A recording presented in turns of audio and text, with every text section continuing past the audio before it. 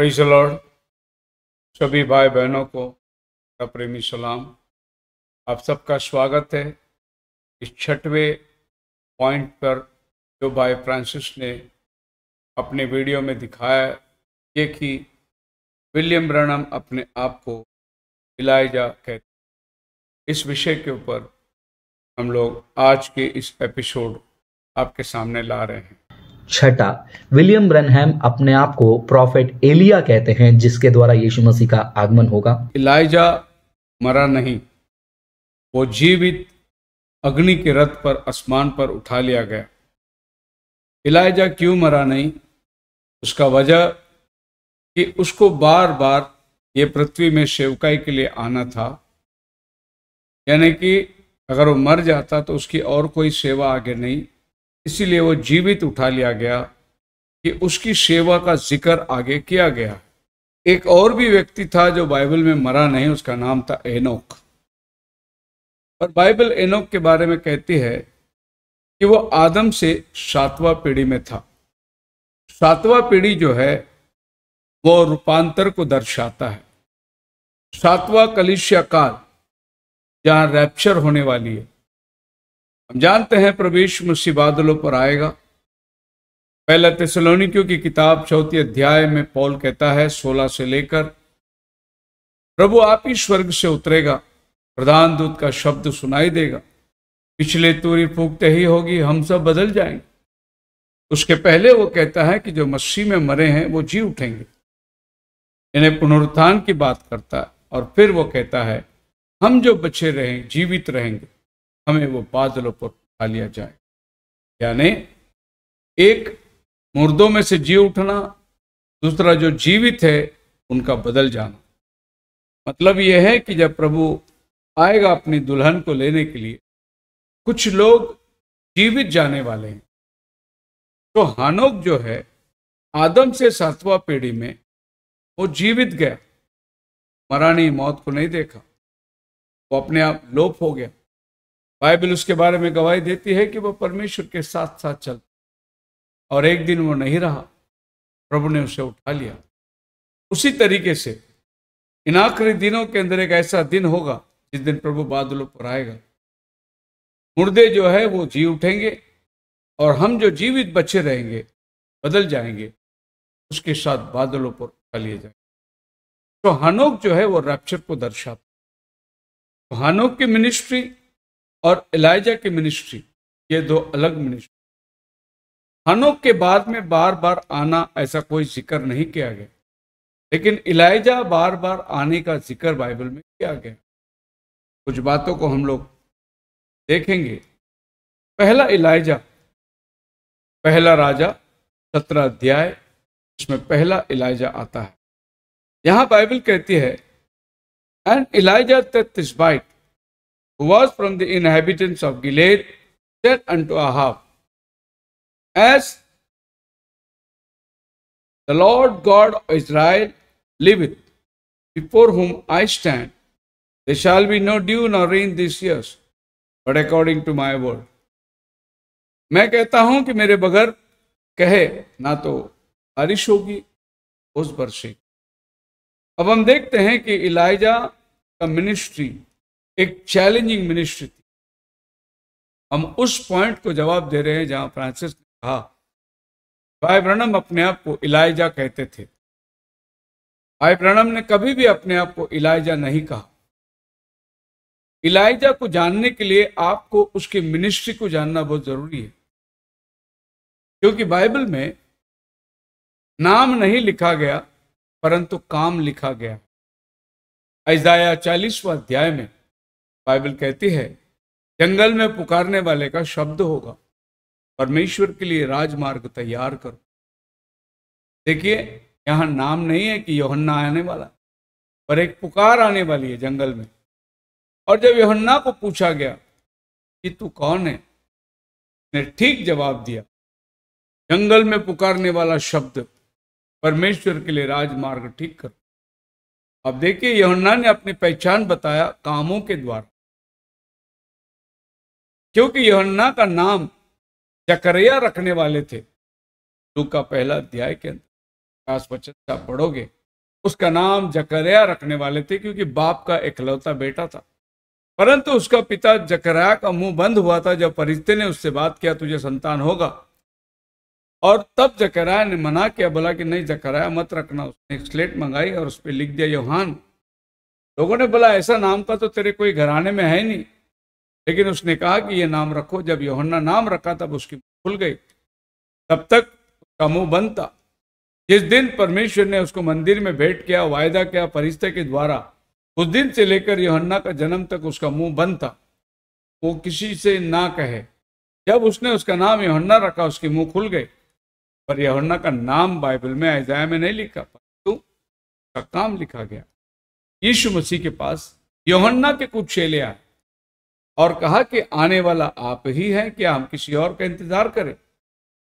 तब यीशु ने जवाब में दिया, मुर्दे हैं, लंगड़े चलते हैं, अंधे देखते हैं, जाके कह दो उसे।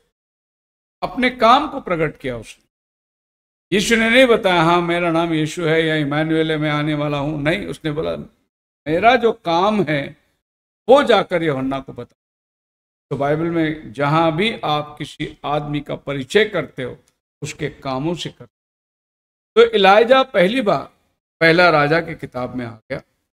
दूसरी बार इलाइजा को आप देखते हैं दूसरी राजा का किताब, दूसरा अध्याय और उसका 9 वचन। And Elisha said, I pray thee let a double portion of the spirit be upon मी।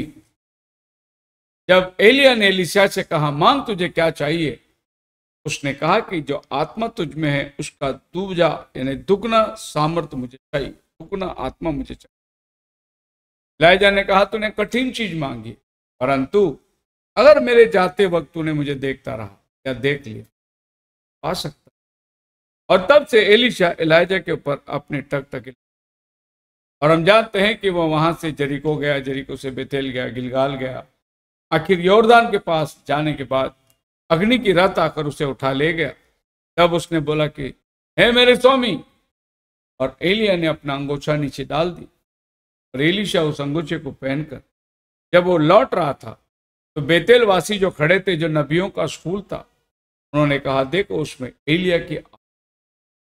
तो एलिया की आत्मा दूसरी बार एलीशा के अंदर उतर कर आए, क्योंकि बाइबल में लिखा है दूसरा राजा 2:15 में कि एलीशा एलिया के आत्मा से परिपूर्ण था जब वो लौट रहा था।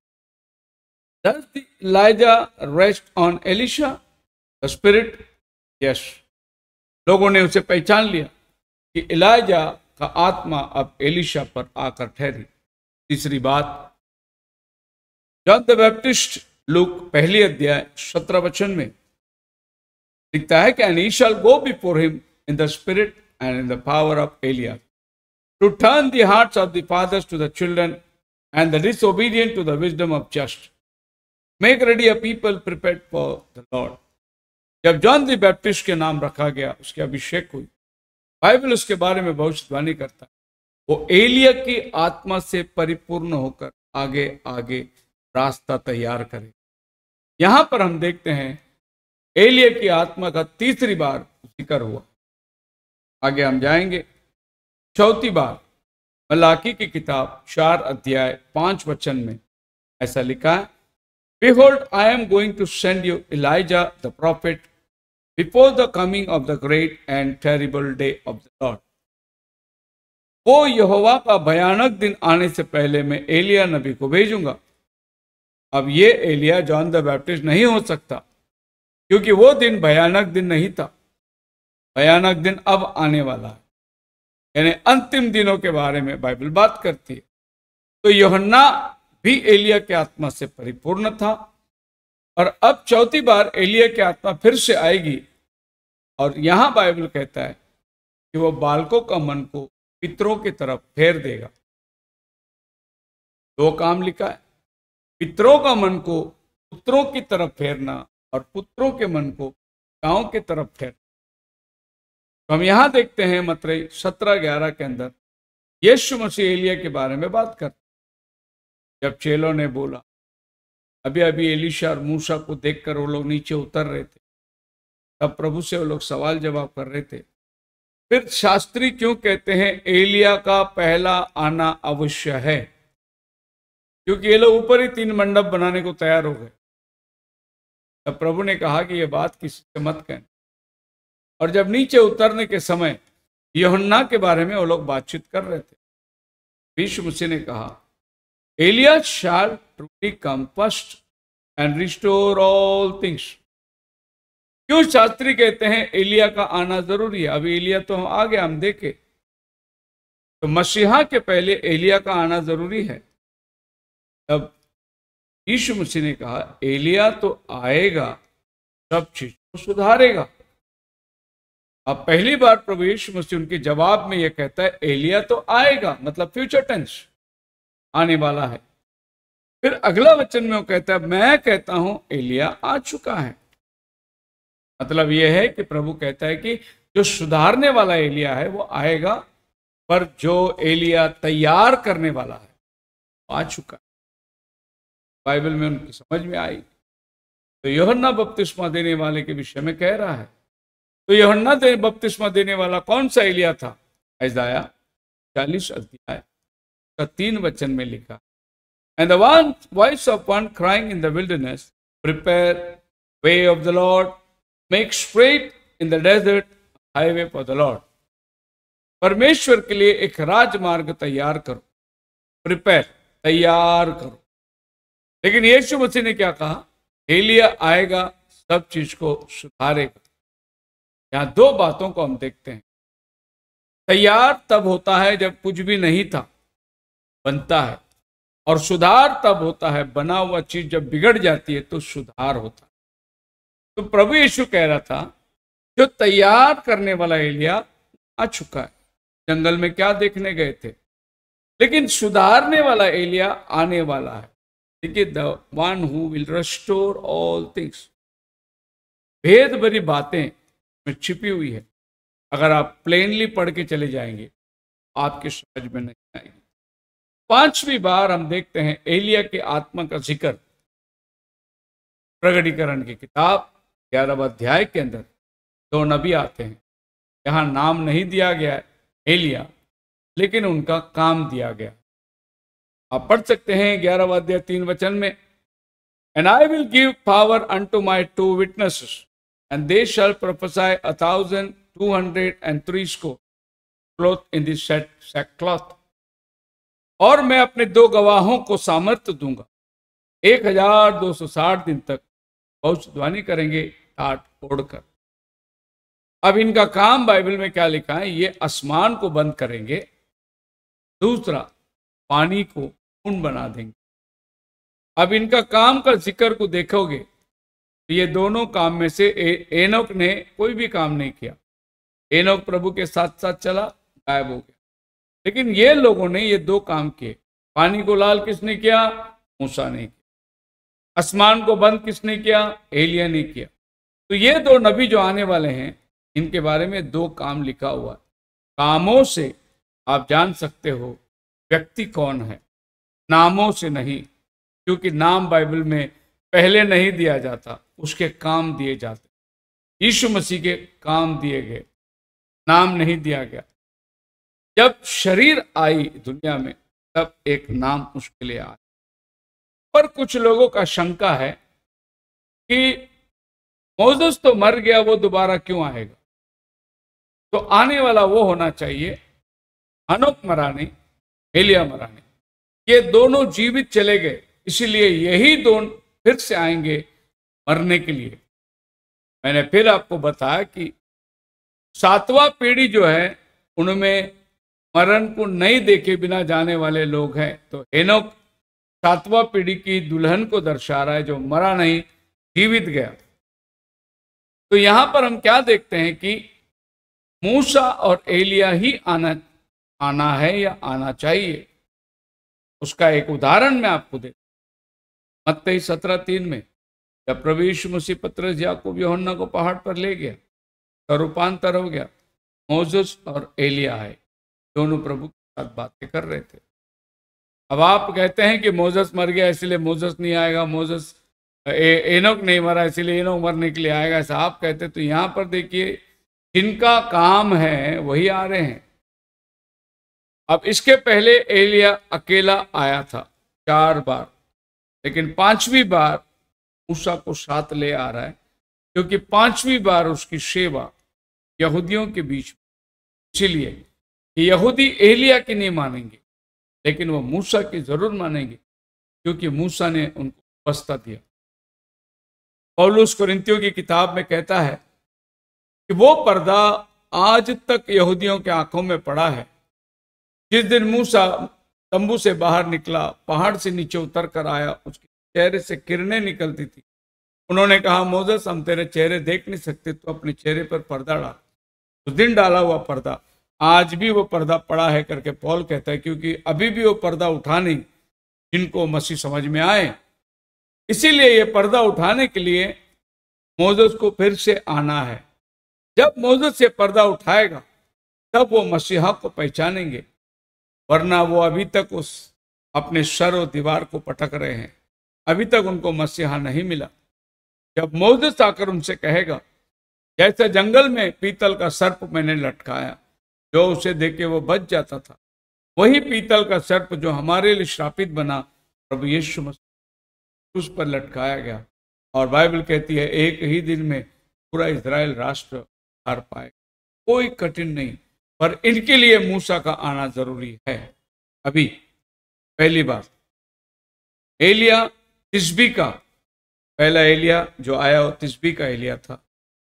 दूसरा एलिया जो था एलीशा का, एलिया का आत्मा। तीसरी बार जॉन द बैप्टिस्ट के अंदर एलिया का आत्मा आया। चौथी बार मलाकी के अंदर एलिया की आत्मा आएगा करके लिखा। 5वीं बार प्रकटीकरण 11वां अध्याय में यहूदियों के पास 1260 दिन तक आएगा। अभी पहला एलिया आ चुका, उसकी आत्मा एलीशा के अंदर हो चुकी, उसकी आत्मा यूहन्ना बपतिस्मा के अंदर हो चुका। अब ये 3 एलिया की सेवकाई हमने देखा कि यह पूरा हुआ है, लेकिन ये 2 एलिया की सेवकाई अभी बाकी है। कैसे? जब ये एलिया आएगा चौथा, पिताओं का मन को पुत्रों की तरफ फेर दिया था, चुना करार को नया करार की तरफ मोड़। ये वाला एलिया नया करार को चुना करार की तरफ मोड़ देगा, और ये एलिया यहूदियों के लिए मसीहा को प्रकट करने। अभी ये वाला क्लियर है एलिया, ये भी क्लियर है एलीशा, ये भी क्लियर है जॉन द बैप्टिस्ट, ये भी क्लियर है प्रकाशित वाक्य, लेकिन ये चौथा एलिया कौन है इसका क्लियरेंस नहीं है। अब ये चौथा एलिया को देखना है। अभी मैं आपको कुछ बातें आपके सामने रखूंगा, क्योंकि मैंने पहले कह दिया उनके कामों से आप जान सकते हैं उनकी सेवा क्या है। काम प्रकट करेगा, नाम नहीं। जो कामों से हम लोग क्या जानते हैं, भाई ब्रनम के जीवन को कामों से देखिए। चौथा एलिया, प्रभु कहता है बड़े और भयानक दिन आने से पहले मैं एलिया नबी को भेजूंगा। अभी हम लोग वो बड़े और भयानक दिन के टाइम बैठे हुए हैं। जॉन द बैप्टिस्ट था, वो भयानक दिन नहीं था, क्योंकि उसके आगे 2000 साल और पृथ्वी चल गई, पर अब पृथ्वी का विनाश आ पहुंचा है। भयानक दिन अभी आ रही है, अभी अभी हमारे आंखों के सामने ये सारे घटनाएं हो रही है। तो ये टाइम पे एक इलाइजा का मैसेज दुल्हन को तैयार करेगी। अब ये चौथा इलाइजा के बारे में तो बात करें।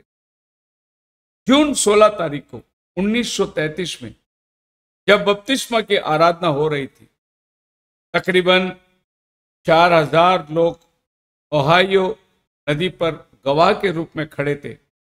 और जब भाई ब्रनम 17वां व्यक्ति को बपतिस्मा दे रहा था, आसमान से एक तारा उतर आया और वो तारा वहां पर खड़ी हुई। भाई ब्रनम अपने शब्दों में कह रहा है कि वहां पर जितने विटनेस लोग थे उन्होंने देखा। कुछ लोग देखकर आवाज सुन के भाग गए, लोग थे वहां के लोकल न्यूज़पेपर में ये बात छप गई। वहां एक लड़की, जवान लड़की जो खड़ी थी, जिसने दृश्य देखा, वो आने वाले दिनों में भाई ब्रनम की खुद पत्नी बनी थी। वो लड़की भी उधर थी, उसकी भी गवाही है। और ढेर सारे लोगों का गवाही है, ढेर सारे लोगों ने किताबें लिखी है, जो यहाँ मौजूद थे उन्होंने भी अपने शब्दों में किताबें लिखी है, जिससे ये सबूत हुआ कि एक आकाशवाणी हुई थी। क्या हुई थी Akashvani? As John the Baptist was sent to forerun the first coming of the Lord Jesus Christ, so you are sent forerun his second coming. जैसा यूहन्ना बपतिस्मा देने वाला प्रभु के पहले आगमन में आगे भेजा हुआ व्यक्ति, वैसा प्रभु के दूसरे आगमन में तेरा संदेश जाएगा, यानी तेरी सेवकाई होगी। ये आकाशवाणी हुई। अपने शब्दों में भाई ब्रैनम ने इस बात को दर्ज। सवाल बहुत लोगों ने किया कि हम भाई ब्रैनम की बातों को कैसे मानेंगे, क्योंकि ये बात ब्रदर ब्रैनम ने अपनी गवाही के तौर पे कहा। उसने एक बार नहीं कहा, उसके बाद 1933 के बाद उसने लगभग 100 मैसेज प्रचार किया, और ये बात की जिक्र अनेक मैसेज के अंदर उसका होता आया कि ओहायो रिवर में 17वें व्यक्ति को बपतिस्मा देने के टाइम ये आकाशवाणी हुई। वैसे भाई ब्रैनम की जीवन कथा अगर आप सुनोगे, माय लाइफ स्टोरी, तो बचपन से ही ये आवाज उसके पीछे पीछे तो फॉलो करता था।